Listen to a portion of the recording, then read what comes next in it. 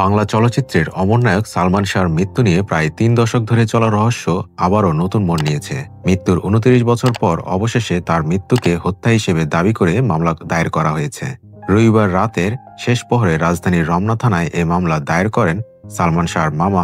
মামলার প্রধান অভিযুক্ত করা হয়েছে সালমান শাহর স্ত্রী সামিরা হককে।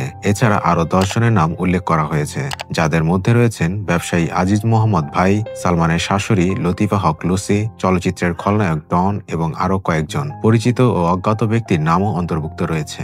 মামলাটি দায়ের করা হয় আদালতের নির্দেশে পুনঃতদন্তের আদেশ জারি ২৪ ঘন্টার মধ্যেই। মামলার বাদী আলমগীর কুমকুম বলেন, এটার প্রাপ্য সমগ্র দেশবাসী এবং সালমান শাহ ভক্তদের। আমার বিজ্ঞ আইনজীবী যারা আছেন ওনারা বলবেন, আমার ক্ষান্ত দেন, সবার সালাম, সবার প্রচেষ্টায় আজকে আল্লাহ তাআলা এটা কবুল করছেন। ১৯৯৬ সালের ৬ সেপ্টেম্বর ঢাকার ইস্কাটনের নিজ বাসা থেকে ফ্যানের সঙ্গে ঝুলন্ত অবস্থায় সালমান শাহর মরদেহ উদ্ধার করা হয়। তখন পুলিশ প্রাথমিকভাবে ঘটনাটিকে আত্মহত্যা বলে ধারণা করে। তবে সালমানের মৃত্যুর পর থেকেই দেশজুড়ে শুরু হয় জল্পনা, সন্দেহ ও বিতর্ক।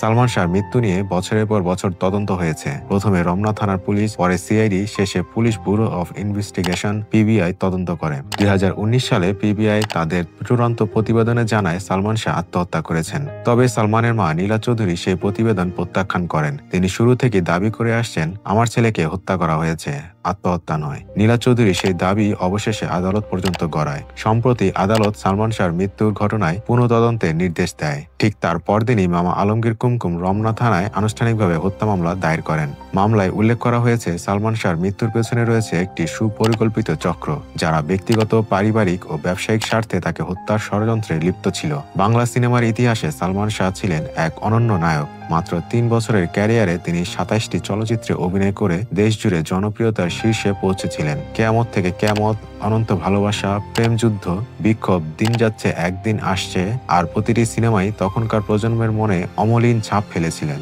এবার তার মামার দায়ের করা হত্যা মামলা সেই রহস্যের নতুন অধ্যায় উন্মোচন করতে পারে বলে আশা করছেন ভক্তরা।